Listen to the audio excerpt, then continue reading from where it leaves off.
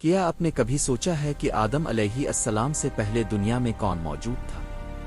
آج ہم اس کے بارے میں جاننے والے ہیں۔ اسلامی تعلیمات کے مطابق آدم علیہ السلام پہلے انسان تھے، لیکن زمین پر پہلے سے مخلوقات موجود تھیں۔ جنات، فرشتے اور دیگر مخلوقات زمین پر موجود تھیں۔ جنات وہ مخلوق ہیں جو آگ سے پیدا ہوئے انسانوں کی طرح عقل و شعور رکھتے ہیں، اور ان کا اپنا معاشرتی نظام بھی تھا۔ قرآن میں بھی ذکر ہے کہ شیطان یعنی بلسہ ایک جنی تھا جو آدم علیہ السلام کے سامنے سجدہ کرنے سے انکار کر گیا تھا۔